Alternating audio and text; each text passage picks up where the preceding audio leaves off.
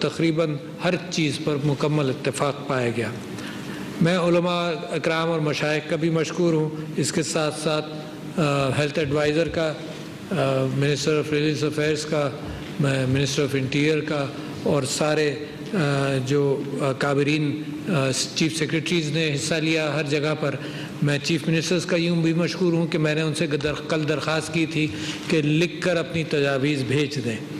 میں سمجھتا ہوں کہ بڑی اہم بات ہوئی پاکستان کی تاریخ کے اعتبار سے کہ اتنا اجماع ہوا ان بہت ساری کہ لکھ کر اپنی تجاویز بھیج دیں۔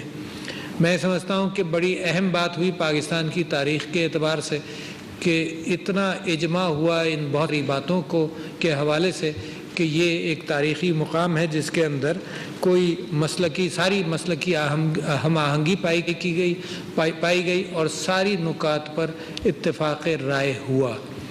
کیونکہ رمضان کا مہینہ شروع ہونے والا ہے اور رمضان عبادتوں کا مہینہ ہے، مغفرت کا مہینہ ہے، اور مسلمان کو بڑی محبت ہے اس مہینے ساتھ اور اہتمام کرتے ہیں ہم تراویحوں کا اور نمازوں کا، تو یہ بہت ضروری تھا کہ رمضان سے پہلے حکومتوں کے مشورے بھی شامل ہو جائیں آج کے حالات کے اعتبار سے، اور سارے ائمہ اور مشائخ کے بھی سارے مشورے آ جائیں۔ تو صوبائی حکومتیں، آزاد جموں کشمیر، گلگت بلتستان، ان سب جگہوں سے جو گفتگو ہوئی اس کے بعد ایک مشترکہ اعلامیہ تیار کیا گیا ہے جس میں 20 نکات پر وہ ہے موجود۔ آزاد کشمیر میں خاص طور پر وہاں سے اس بات کا ذکر ہوا کہ ریاستی جبر و تشدد جو آکوپائیڈ جموں و کشمیر کے اندر ہو رہا ہے اس وقت رمضان کے اندر ان کے لیے بھی دعا کی جائے، اور اس میں اللہ تعالیٰ سے مغفرت بھی، معافی بھی مانگی جائے اور مدد کی بھی درخواست کی جائے کہ ان کے اوپر آسانیاں پیدا ہو جائیں۔ صدقات اور خیرات کا اہتمام کا ذکر میں اپنے کئی مرتبہ کر چکا ہوں۔ میں سمجھتا ہوں کہ یہ جو مساجد اور مدارس میں صدقات اور خیرات کا اہتمام ہوتا ہے رمضان کے اندر اس کو جاری رکھا جائے، کیونکہ یہ انسٹیٹیوشن مسلمانوں کا انہی بنیادوں پر، مسلمانوں کی اپنی کوآپریشن کی بنیاد پر صدقات، زکوٰۃ اور خیرات کے حوالے سے چلتا ہے۔ اس کے اندر لوگوں سے میری اپیل ہے کہ اس کے اندر کوئی کمی نہ کی جائے۔ جتنی پہنچ علماء کی ہے اور ائمہ کی ہے قوم کی جڑوں تک، وہ شاید کم اداروں کی ہوگی، تو لہٰذا یہ بہت ضروری تھا کہ اس ماحول کے حوالے سے صرف عبادتوں کا ہی نہیں بلکہ جو ہدایات صحت کے حوالے سے بھی جو ہر گھر تک پہنچ سکتی ہے اس کے لیے مسجد کو ہی ذریعہ بنایا جائے، تاکہ ہر فرد تک یہ بات پہنچ جائے کہ کس طرح سے احتیاط کی جائے، اور قوم اس ڈسپلن کا اظہار کرے کہ یہ قوم جو ہے یہ اللہ تعالیٰ کی آزمائشوں کے ساتھ گزرتی ہوئی، معافیاں مانگتی ہوئی ایک اچھی قوم بنتی جا رہی ہے جو اپنے آپ کو بڑے منتظم انتظام کے ساتھ چلانا چاہتی ہے۔ میں میڈیا سے بھی گزارش کرتا ہوں کہ جن چیزوں کا فیصلہ ہوا ہے یہ بالکل اتفاق رائے کے ساتھ ہوا ہے، کسی ایک فرد نے یہ بات نہیں کی، کسی ایک فرد نے، نہ کسی ایک حکومت نے یہ بات کی کہ تراویح نہ ہو اور مسجدوں کا لاک ڈاؤن ہوا، کسی نے نہیں بات کی، تو لہٰذا اس کو بلا وجہ ڈیبیٹ میں لانا کہ ایسا ہونا چاہیے ویسا ہونا چاہیے، کسی ایک نے نہیں۔ اور صحت کے ہیلتھ منسٹر بھی موجود تھے، ان کا جو مشورہ اور WHO کا جو مشورہ ہے وہ بھی اس کے اندر اس کو شامل کر لیا گیا۔ اب یہ ذمہ داری ہے صرف ہر فرد کی ذمہ داری ہے، یعنی یہ ائمہ کی ذمہ داری اکیلی نہیں ہے، نہ قانون کی ذمہ داری ہے امپلیمنٹ کرنے کے حوالے سے، یہ ہر فرد کی۔ جب اجماع ہو جائے خیالات کے اوپر اور اتفاق ہو جائے ائمہ کے درمیان، مشائخ علماء کے درمیان اور حکومت کے درمیان، پھر اس کی خلاف ورزی تو بالکل ایک گناہ سمجھی جائے گی۔ تو لہٰذا اب اس بات کی ضرورت ہے کہ عوام اس پر خود پابندی کرے۔ وہ قومیں ترقی کرتی ہیں جہاں پولیس مجبور نہیں کر رہی ہو پابندی کرنے کے لیے، بلکہ خود لوگ کہیں کہ ہم انتظام کریں گے اس بات کا۔ اور اس اسلام کے اندر مسجد نبوی سے اور قرآن کی آیات کے اعتبار اللہ تعالیٰ کے احکامات بھی آئے۔ جب مسلمانوں نے اس تنظیم کے معاملے کے اندر ذرا سی بھی کوتاہی ہوئی تو ایک بڑھتی ہوئی مسلم امت کے لیے بے انتہا ضروری ہے کہ وہ خود ان چیزوں کا اہتمام کرے۔ تو یہ لا اینڈ آرڈر سچویشن نہیں ہے، مگر ایڈمنسٹریشن مدد کر سکتی ہے، اور مساجد اور امام بارگاہوں کی کمیٹی سے میری گزارش یہ ہے کہ وہ اس کا بھی اہتمام کریں اور حکومت کے ساتھ ایک مشاورت کے اندر رہیں۔ تو یہ 20 نکاتی جو تجاویز ہیں یہ میں آپ کے سامنے پڑھ کر سناتا ہوں، اور یہ تحریری طور پر ریلیز بھی کر دی جائیں گی اور میں پڑھ کر بھی سناتا ہوں۔ مساجد اور امام بارگاہوں میں قالین یا دریاں نہیں بچھائی جائیں گی۔ یہ جو علماء کا فتویٰ تھا پہلا، اس حوالے سے ان احکامات کو بھی مشوروں کو بھی جوڑ لیا جا رہا ہے، اور جو حکومت چاہتی ہے اس کو ملا لیا جا رہا ہے کہ قالین اور دری نہ ہو، کیونکہ سانس کے ذریعے جو جراثیم اور جو وائرس اس میں جائے گا وہ دوسروں کے اوپر بھی اثر کرے گا۔ تو مساجد اور امام بارگاہوں میں قالین یا دریاں نہیں بچھائی جائیں گی، صاف فرش پر نماز پڑھی جائے گی۔ نمبر 2، اگر کچا، یہ تراویح کے اعتبار سے بھی ہے، فرائض کے اعتبار سے بھی ہے، جمعوں کے اعتبار سے بھی ہے، اور یہ سوشل ڈسٹنسنگ کا جو اصول ہے یہ دنیائے صحت نے اس کو اپنایا ہے۔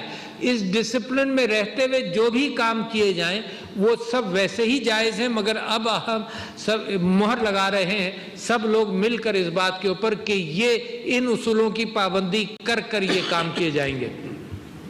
جو لوگ گھر سے اپنی جانماز لا کر اس پر نماز پڑھنا چاہیں وہ ایسا ضرور کریں، اس کو انکریج کیا جا رہا ہے۔ چوتھا نقطہ ہے کہ نماز سے پیشتر اور بعد میں مجمع لگانے سے گریز کیا جائے۔ جو گفتگو قریب بیٹھ کر کی جاتی ہے اس سے گریز کیا جائے، حالات اس بات کے متقاضی ہیں۔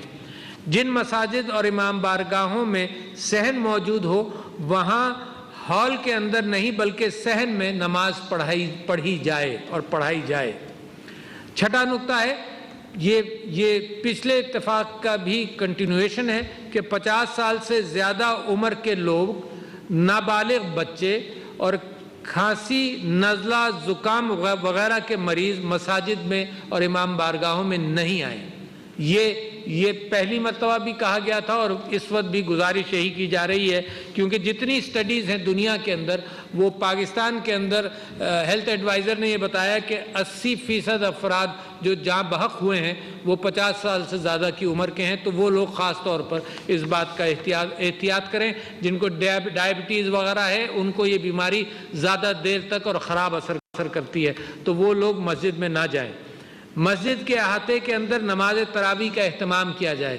یہ سب جگہ سے اتفاق ہوا کہ جو احاطے کے اندر کی جائے نماز تراویح کا اہتمام، سڑک اور فٹ پاتھ پر نماز پڑھنے سے اجتناب کیا جائے۔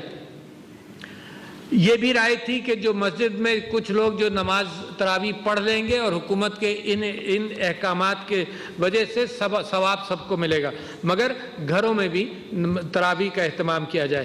مسجد کے فرش کو صاف رکھنے کے لیے اور کرنے کے لیے پانی میں کلورین کا محلول بنا کر اس پانی سے دھویا جائے مسجد کے فرش کو۔ اسی محلول کو استعمال کر کے جہاں چٹائیاں بچھائی جا رہی ہیں وہاں چٹائی کے اوپر جہاں نماز ہوتی ہے وہاں چٹائی پر بھی اسی محلول کا چھڑکاؤ کیا جائے۔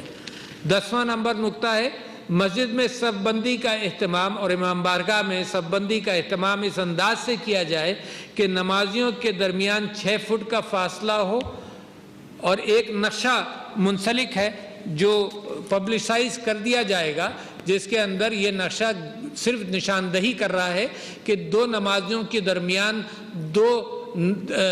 دو نمازیوں کی جگہ خالی چھوڑی جائے۔ مسجد اور امام بار کی انتظامیہ کے افراد پر مشتمل ایک کمیٹی بنائی جائے جو ان احتیاطی تدابیر پر عمل یقینی بنا سکے، اور ان نشانات کو انتظامیہ، ایڈمنسٹریشن یا مسجد کی انتظامیہ، محلے کے لوگ اس کا اہتمام کریں تاکہ ایک دوسرے کو بھی ہدایت دینے کی بات ہو کہ اتنی دور کھڑے ہو، اپنے نشان پر کھڑے ہو۔ جیسے صف بندی کے لیے نشان لگائے جاتے ہیں ویسے ہی کھڑے ہونے کے لیے بھی کوئی نشان لگا لیا جائے۔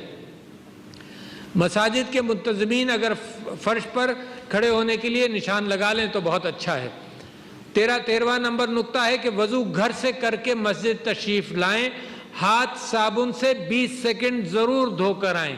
یہ تو ہر اعلامیے کے اندر، ہر درخواست کے اندر، صحت کے سارے جو ایکسپرٹس ہیں انہوں نے بھی اس چیز کا مشورہ مسلسل دیا ہے کہ ہاتھ دھو کر نکلیں اور ہاتھ باہر دھوئیں. تو مسجد وضو کر کے آئیں تو ہاتھ دھو کر آئیں 20 سیکنڈ صابن سے ضرور. وضو گھر میں کریں اور گھر سے وضو کر کے تشریف لائیں. پوائنٹ 14 لازم ہے کہ ماسک پہن کر مسجد میں اور امام بارگاہ میں تشریف لائیں اور پھر کسی سے ہاتھ نہ ملائیں اور بغل گیر نہ ہوں. بہت ضروری نکات ہیں کہ ماسک اب اتنا عام ہو گیا ہے کہ گھروں میں لوگوں نے سی لیے, تو ماسک پہن کر احتیاط کریں کہ اپنے سے کسی کو نہ لگے, دوسرے سے مجھ کو نہ لگے. تو یہ احتیاط بڑی ضروری ہے. پھر اپنے چہرے کو ہاتھ نہ لگائیں, اس سے گریز کریں اور گھر واپسی پر ہاتھ دھو کر یہ کر سکتے ہیں, مگر مسجد کے اندر بھی احتیاط کریں کہ چہرے کو ہاتھ نہ لگائیں, مصافحہ نہ کریں, بغل گیر نہ ہوں, فاصلے سے کھڑے ہوں. موجودہ صورتحال میں بہتر یہ ہے کہ گھر پر اعتکاف کریں, اور اس بات کا بھی امکان ہے, میرے لیے بھی, میں اپنے لیے بھی کہتا ہوں کہ موجودہ صورتحال کے اندر لوگ گھروں کے اندر تراویح پڑھیں تو وہ بھی اچھی بات ہے. حضور اکرم صلی اللہ علیہ وسلم نے گھروں میں بھی رات کی عبادت اپنے گھر میں ہی کی. 17واں پوائنٹ ہے مسجد میں افطار اور سحری کا اجتماعی انتظام نہ کیا جائے. لوگ قریب بیٹھ جاتے ہیں تو اجتماعی انتظام مسجد میں نہ کیا جائے. مسجد اور امام بارگاہ کی انتظامیہ, ائمہ اور خطیب, یہ 18واں نقطہ ہے. مسجد اور امام بارگاہ کی انتظامیہ, ائمہ اور خطیب ضلعی و صوبائی حکومتوں اور پولیس سے رابطہ اور تعاون رکھیں, اور ہر صوبے کے اندر ایک کمیٹی کی تشکیل دینے کا مشورہ ہے. یہ صوبائی ایڈمنسٹریشن کے ساتھ میں سمجھتا ہوں کہ ائمہ اور مشائخ کی, علماء کی جو کمیٹی بنائے تاکہ مسلسل رابطہ رکھا جا سکے. مساجد انتظامیہ کو ان احتیاطی تدابیر کے ساتھ اور امام بارگاہوں کی انتظامیہ کو ان احتیاطی تدابیر کے ساتھ یہ مشروط اجازت ہے کہ وہ تراویحوں کا اور فرائض نماز کا اور جمعے کا اہتمام کریں. یہ سوشل ڈسٹنسنگ کے ساتھ کریں تو دنیا میں کسی کو اس کے اوپر اعتراض نہیں ہے. آپ خیال رکھیں, گناہ گار ہوں گے کہ مجھ سے بد احتیاطی سے کسی اور کو یہ مرض لگ جائے, اور وہ گناہ گار ہوگا کہ اس کی بد احتیاطی سے مجھ کو لگ جائے. تو اس کا اہتمام کریں. مساجد کو یہ جو احتیاطی تدابیر سے مشروط ہے یہ سارا معاملہ. اگر رمضان کے دوران, اور آخری نقطہ بڑا اہم ہے اور اس کی بڑی اہمیت دی سب نے, کہ اگر رمضان کے دوران حکومت یہ محسوس کرے کہ ان احتیاطی تدابیر پر عمل نہیں ہو رہا ہے یا متاثرین کی تعداد خطرناک حد تک بڑھ گئی ہے, دونوں صورتوں میں, کہ یا تو ان پر عمل نہیں ہو رہا, یا جن مساجد میں عمل نہیں ہو رہا, یا ان احتیاطی تدابیر کے اعتبار سے متاثرین کی حالات میں متاثرین کی تعداد کورونا کی بڑھ گئی ہے, تو حکومت دوسرے شعبوں کی طرح مساجد اور امام بارگاہوں کے بارے میں فیصلے پر نظر ثانی کرے گی. یہ اختیار سارے ائمہ اور علماء اور مشائخ نے حکومت کو دیا ہے کہ اگر آپ ضرورت سمجھیں, حالات ایسے ہوں, تو آپ ان کی تعداد کو مختصر اور بھی مختصر کر سکتے ہیں. اس بات کا بھی حکومت کو اختیار ہے, یہ بہت ضروری بات اور بھی ہے کہ اس بات کا بھی حکومت کو اختیار ہے کہ شدید متاثرہ مخصوص علاقے, جس طرح سے کچھ پروونشل گورنمنٹس کو خیال ہے کہ اس علاقے کے اندر حالات بہت خراب ہو رہے ہیں, وہاں کے احکامات اور پالیسی کو بدل دیا جائے, چھوٹ دی جائے جہاں پر حالات بہتر ہیں, یا اور سخت کر دیا جائے جہاں پر حالات خراب ہیں. یہ معاملہ بیماری کا ایسا ہے کہ اس میں ہم سب ذمہ دار ہیں. اس کے اندر شریعت بھی آپ کا ساتھ دیتی ہے. آپ احتیاط کریں, ایک سے دوسرے کو نہ لگے, ہاتھ دھوئیں, چہرے کو ہاتھ نہ لگائیں, سوشل ڈسٹنسنگ رکھیں, ماسک پہنیں, فاصلوں کے ساتھ اپنی جماعت میں کھڑے ہوں, اور وہی تدابیر جو ہم اپنے گھروں کے اعتبار سے کرنا چاہتے ہیں وہ کریں. اور اپیل ہر شخص کے ساتھ یہ اپیل ہے کہ یہ اجماع ہے اس بات کے اوپر, اس کی خلاف ورزی گناہ کا مرتکب ہوگی, تو اس میں خود بھی اب احتیاط کریں. بہت شکریہ جناب علی. صدر مملکت ڈاکٹر عارف الوی علماء مشائخ اجلاس کے بعد گفتگو کر رہے تھے. انہوں نے کہا کہ کچھ فیصلے کیے گئے ہیں. سب سے پہلا فیصلہ یہ ہے کہ مساجد امام بارگاہوں میں قالین دریاں نہیں بچھائی جائیں گی. کم عمر اور 50 سال سے زائد عمر کے اشخاص مسجد میں نہ آئیں. یہ کہنا تھا ڈاکٹر عارف الوی کا. انہوں نے کہا کہ بیمار لوگ مساجد میں نہ آئیں. مساجد کی زمین کو کلورین ملے محلول سے دھویا جائے. ڈاکٹر عارف الوی نے 20 نکات کے حوالے سے بتاتے ہوئے بتایا کہ نماز کے دوران 6 فٹ کا فاصلہ ہونا چاہیے اور تمام لوگ نماز کے لیے وضو گھر سے کر کے آئیں. نمازی حضرات وضو گھر سے کر کے آئیں. اس کے ساتھ ساتھ انہوں نے کہا کہ 2 افراد کے درمیان 6 فٹ کا فاصلہ ہونا چاہیے. مساجد اور امام بارگاہوں میں ماسک پہن کر صابن سے ہاتھ دھو کر آئیں. صدر عارف الوی نے کہا کہ مسجد میں سحر و افطار کا اجتماعی انتظام نہ کیا جائے. اس کے ساتھ ساتھ انہوں نے کہا کہ نمازی مساجد اور امام بارگاہوں میں سماجی فاصلے کو برقرار رکھیں.